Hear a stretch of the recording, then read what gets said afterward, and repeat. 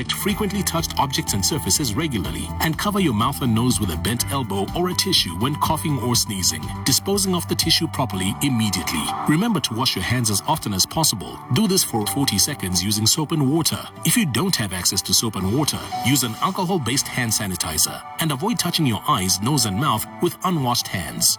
Lastly, stay home if you are sick. And if you suspect you have been exposed to COVID-19, call your healthcare provider or the health authorities in your country. But do not go to a doctor's office or hospital unless instructed.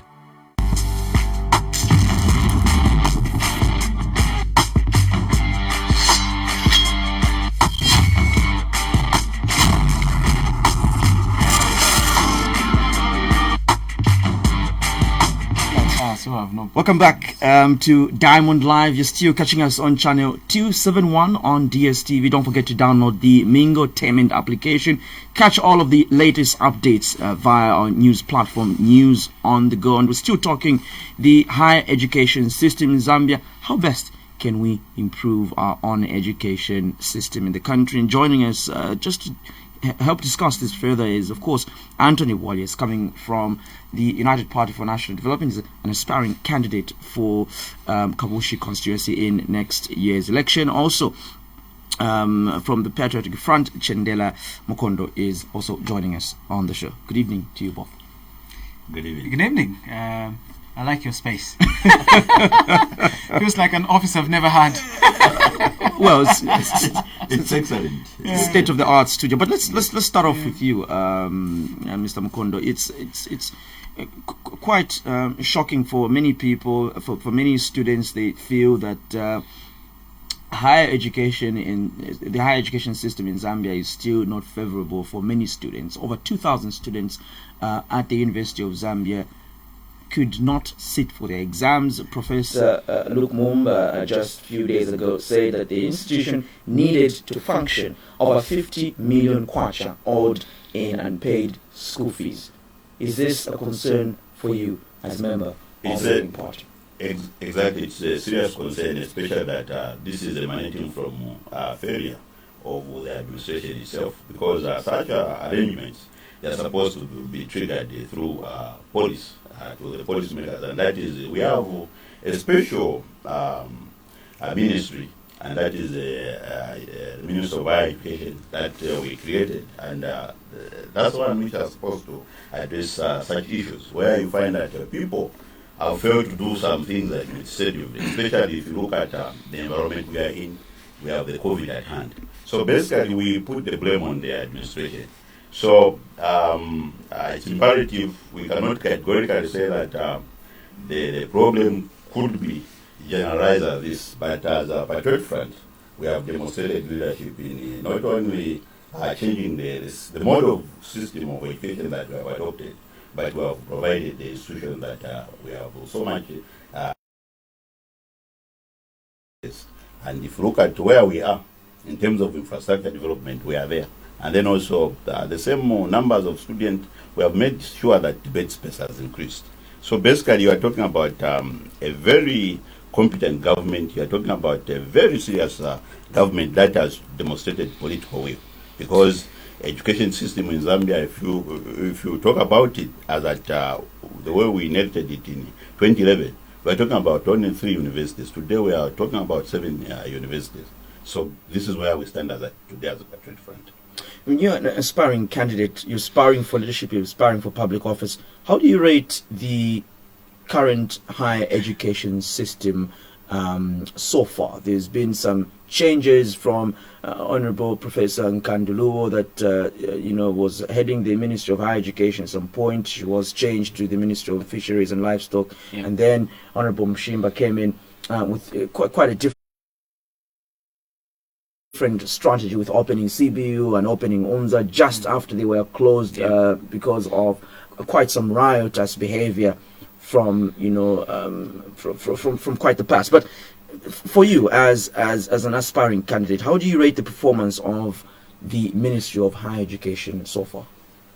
So listen, from our perspective as the UPND, any move or decision by government, any government, in this case the PF, that seems to take away from the progress that the country would have made over so many years in expanding accessibility to higher education. For us, we think that that is retrogressive.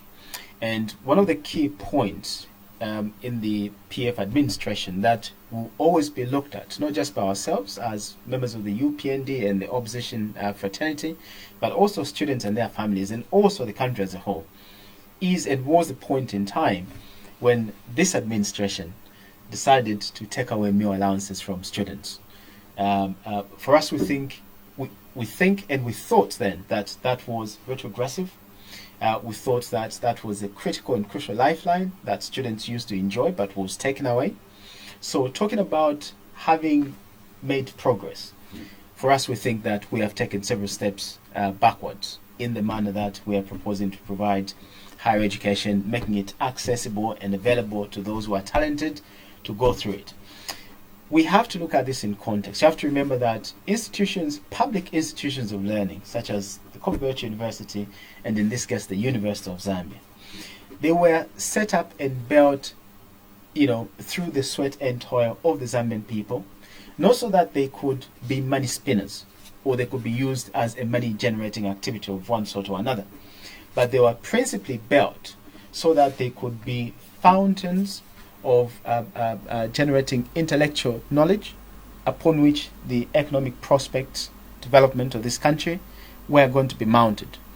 And therefore, historically and even up until now, you will recognize that access to learning at UNZA and CBU still remain not on the basis of one's ability to pay, but on the basis of one's intellectual capacity to actually go through institutions like that. And there has never been a departure from that spirit. And for us in the UPND, we think that anything that seems to depart from that spirit, where we reward the best and the brightest amongst our young men and women, where we now begin to say that, look, you cannot go to UNZA or CBU because you have no ability to pay. When many of these young men and women only have one thing in common, they are intelligent enough to go to UNZA or CBU, then we are not just being unfair, but we are also destroying the very foundation upon which the future economic prospects of this country are supposed to be mounted on. And Professor Mumba talks about the institution that has to run effectively because they have to pay tuition fees, of course, have to be met, and for the institution to run, for you to run the exams, tuition fees have to be paid. How do you plan to do things differently for you as one that aspires for leadership and one that aspires to become a member of parliament? What do you suggest? What do you propose? How must an institution like the University of Zambia, the Copper Belt University, run without students having been paid? Where are the resources going to come from? So number one, we want to encourage the functional autonomy of these public institutions. They have to be creative, they have to be innovative in the way of generating income from either conducting intellectual projects, either for government or working with the private sector. We already know that some of the most productive departments, for example, either at UNZA and CBU, are the mining departments. They do an awful lot of work generating incomes at departmental level. What we are envisioning as the UPND is that once we deliver expanded functional autonomy for institutions like UNZA and CBU, then we imagine that they will be able to go all out and be able to generate incomes by themselves.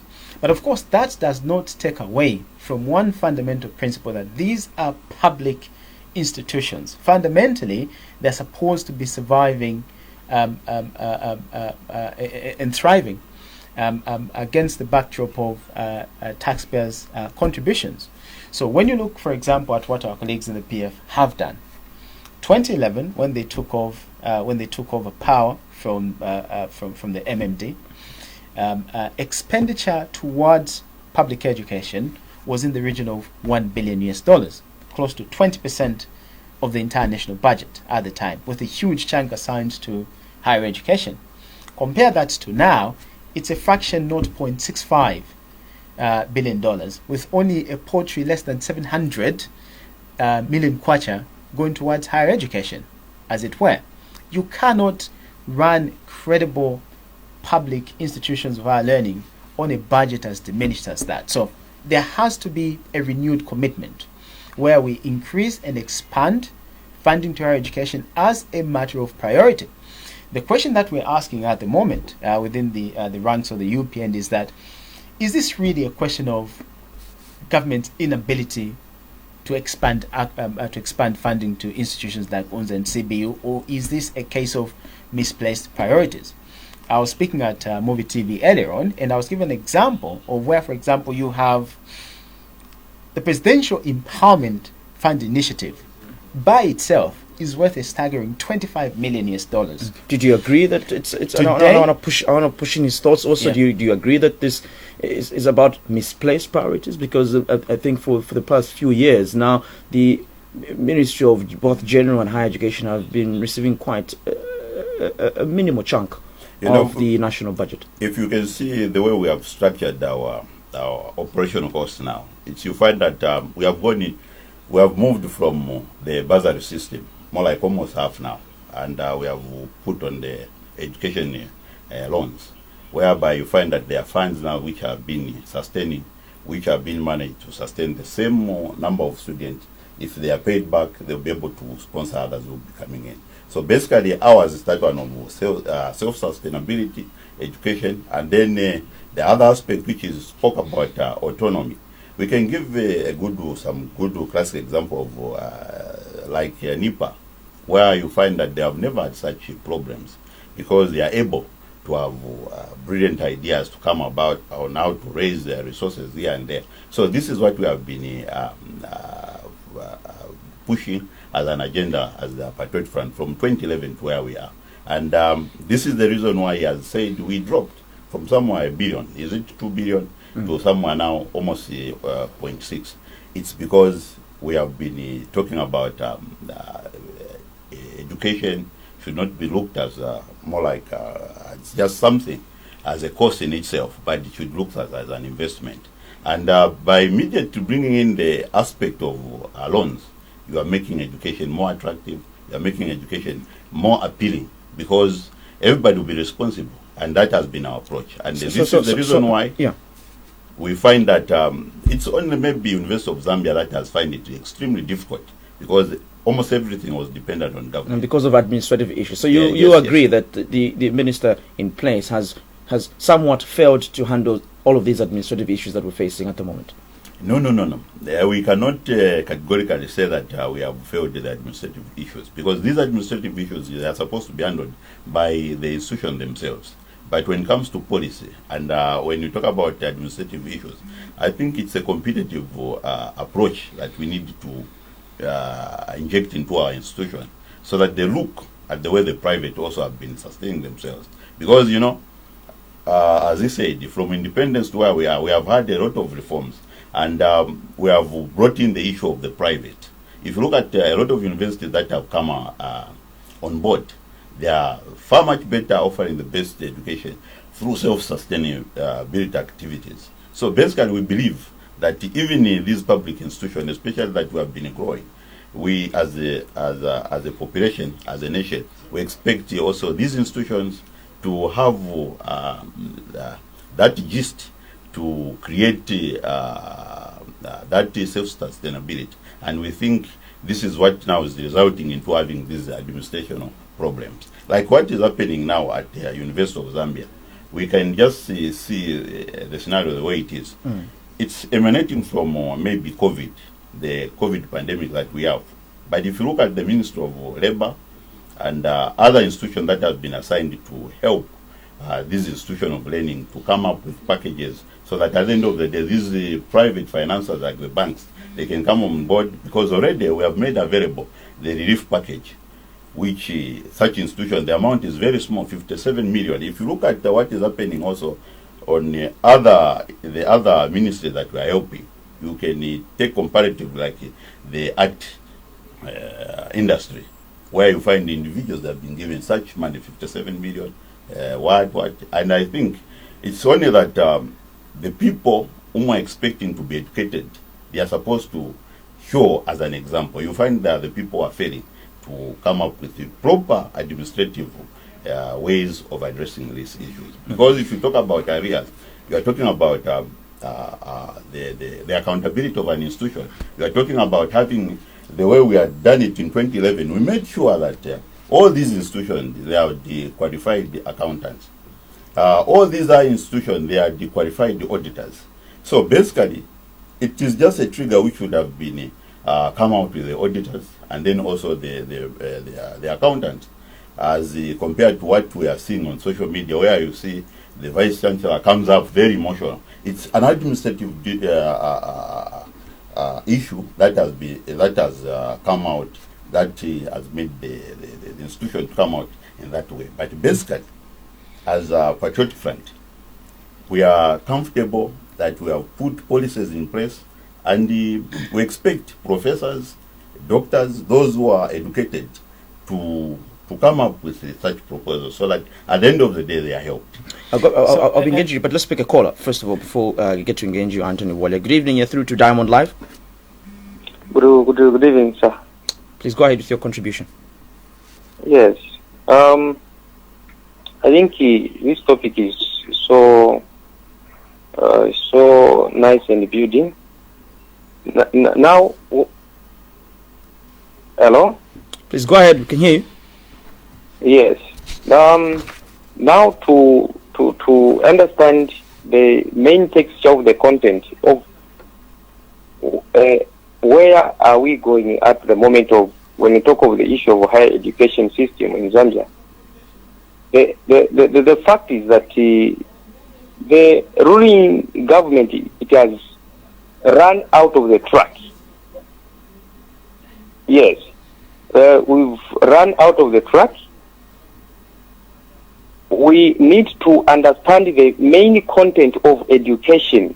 Look at what is happening now, right up now. All those things indicate to agree, the government should agree to say things are not okay. They have to understand how was the other past world, the way education it was being run last. We have different the institutions, the way it was being run. You are not the first one, sir, at the moment to run such, when talk of the program of the higher education system. You are not the only one. They were many. But when you are wrong, learn to get some advice. So, at the moment, when talk of higher education system, it's not running well. This is a downfall. So we have to understand, get advice, listen to people, and for sure you do most, or you do better, much better. All so right. Thank you. Please, thank you for the call. Yes, let us learn to get some advice from people. Thank you for calling. Thank you so much. Thank you so much for calling. I was gonna push in, Anthony. Why aren't you appreciating the more than 3 universities that the Patriotic Front government has now established since they came into office? They boast of having now over 5 universities, around 7 universities now, when they only came in with only 3 public universities. You know the arguments that we make around the number of universities vis-a-vis the ability for students to actually be able to access quality education in any one of these universities is quite similar to the arguments that we make around, for example, healthcare. It is not enough to just say you have built a building and call it a clinic or a hospital when there are no nurses, there are no doctors, there's no equipment, there's no medicine. You can literally have a clinic underneath a tree, provided you have all the critical requirements that are needed. One of the biggest shortfalls that we are facing in this country is not just that our colleagues have built these things they call universities or colleges, but they do not actually have the substantive ability to deliver on the quality education that we expect that a university is supposed to deliver in this country. Because number one, shortage of staffing shortages, issues of a general lack of investment in actual learning infrastructure for students. You also have actual issues of accessibility to these institutions of higher learning by students. So then, how can we make the argument that we have made progress when a huge portion of our students you'd rather have fewer universities? So what we're saying is that, number one, can we be able to perfect the quality of education that we're able to deliver in the institutions that we have at the moment, and demonstrate to the country and the outside world that we're able to deliver quality education at UNZA, at CBU, at NIPA, at Mulungushi, and several other publicly run and funded colleges and universities. Then we can make the next step and say, okay, now can we expand on the actual number of these institutions? We have to match the number of institutions that are available to these other aspects around accessibility and also quality of learning that we're delivering in these institutions. So we can't argue with a new building to call a university. Are you happy with the number of universities that we have at the moment? We need to be making progress. Are you happy with the number of universities we have at the moment? We need to be making progress. And I want us to speak to specific things, because they boast of having so many universities, and you talk about quality. And I want to understand from a context of, is the UPND happy with the number of universities that we have at the moment? Because you're talking about quality and not about quantity. So you'd rather have two universities, invest much more in these two universities than have a much wider many number of universities spread across the country for young people to acquire public education in different parts of the country. You'd rather have only two universities stationed in two places. I think it's important that we look at this in context. We have to be progressing both in and around the number of publicly funded institutions of higher learning, as well as the ability for us to deliver quality learning for learners in these institutions, and also expanding actual accessibility by learners in these institutions of higher learning. So we cannot knock the party in power for building an additional number of institutions of higher learning. But we can always have an argument. We can always have a discussion around expanding access and also improving on the quality of learning in these institutions. Let's speak Derek before Chendela can come through. Good evening, Derek. You're through to Diamond Live. How are you? Very well. Please make your contribution very brief, because we have very limited time. All right. Okay, Mr. Chendela, how are you? How are you, sir? Okay, Anton, how are you? Very good, thank you. How are you? Okay, I like this topic, but there's one point that I want to raise here. Education has been from memorial. Town had people. It was in education, okay? And the MMD came into power. I don't think UPND will bring heaven on earth, okay? When things are happening, sometimes try to appreciate things the way how it's been. You are today condemning to say, no, they're not doing this, they're not doing. What you want to do is you just want to come into power. Okay? Issues you have raised, Anton, about the hospital issues. No, there are no their hospitals are there, but there are no medicine. Have you ever seen people are coming, they are not going to the hospital? People are going to the hospital every day. If there are no medicine there, why are they going to the hospital? This education stuff, the government have brought things to say, okay, excuse me, we need to remove these minimum allowances, okay? We bring the student loan. You go to UK, actually, Mr. Anton, you speak language like maybe you're in America. I'll ask you to wind up, Derek, because we need to conclude. Okay, I'll conclude this. Quickly. I'll conclude this. Let's call the spade, but you should not condemn when people, do something which is due. Okay, where you need to appreciate what is happening at the University of Zambia. That is poor management. That's got nothing to do with Patriotic Front.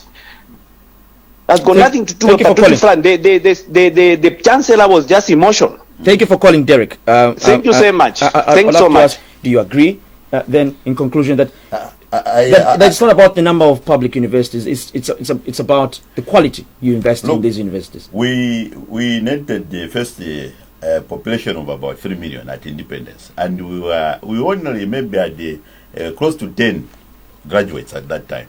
We looked at the quantity. We moved on as Zambians somewhere until 1968. We had maybe even 1,000. 1974, we did some reforms. And in 1991, we went further. We opened up, partnered with the private. Today, it's very important. We're 18 million. So, my friend can talk about quality. Quality is a very difficult thing here to talk about. But what is important is that there is what we call a learning curve in the education institution themselves. As you establish something today, as it progresses, it will continue progressing well. It will be perfecting its own system. So we are very much alive to the fact that what is important is to look at quantity. We didn't have universities because if you comparatively look at the population that we have, just like my friend talked about it, you find that the same universities that he's talking about, they are still enrolling. And as we stand today, we have no problem with the employers. They're not saying these institutions that we have created, they have been producing substandard graduates. But all along, even him himself, you can talk about all these universities that we have. They have been producing quality students. It's only that what we would qualify as quality maybe previously in other regime would want somebody to have B+, A+, whatever. But today, in this world that we are living in, even an average student can perform wonders in the work environment. So basically for us, we are comfortable. We have been looking at the numbers. Just talking about the keyword, accessibility to education. That is to make everyone to have the access to education. And this is the reason why we are following the 7th National Development Plan, that we don't need to leave anyone behind, but we have to make sure that all these villagers, they are able to access. And how do you access? By having so many institutions. In fact, we are looking towards to have 10 universities in Zambia. Each province must have a university. In conclusion, Anthony, I know we're running out of time. The Patriotic Front Government did, in fact, scrap off meal allowances to level the resource envelope around who could access public education. When the UPND comes into power, what is the vision of having many universities or having these few universities that are already here? What is the plan? What is the vision like? Are you going to bring back meal allowances on the expense of having fewer learning institutions? First of all, it should never be a discussion or a trade-off between having students getting meal allowance support and having one too many institutions of higher learning. Meal allowance has always been a critical learning lifeline for students in this country. And even if you're going to have a discussion around the new loan system, the way that it works in other countries, if you're going to put a loan package on the table for any student to access, it should encompass tuition fees, it should encompass accommodation support, it should also encompass meal allowance support for students, because they need these three ingredients in order for them to be able to go through with their education. So you cannot put anything on the table that takes away any of these three. And at the moment, students have been denied meal allowance support. When we know that the economy is dying, we are asking poor families to come out of the pocket with anything close to 1,500 every month, so that students in institutions like UNZA and CBU and several others can have something to eat at the end of the day. So it's important that once we win the election next year, we need to reinstate meal allowances for students, and maintain the 6 public universities. And we need to begin having a discussion around expanding the support, budget support to higher education. The 0.65 billion is nowhere near enough. It needs to go back to what it used to be. We have to end here, if not more. Unfortunately, I hope that we could have had much time, but we have to take a break. Thank you both for coming for Diamond Live tonight. Thank you very much. Take a break. Catch us shortly.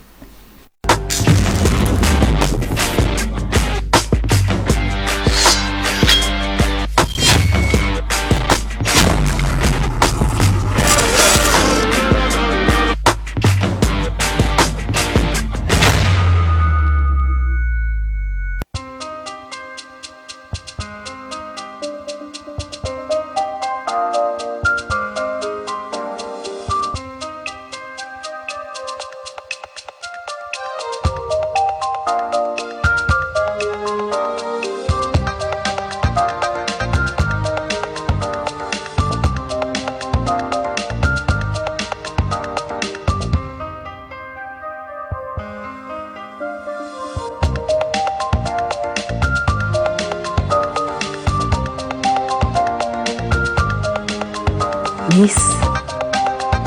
VIP. Magnetic perfumes.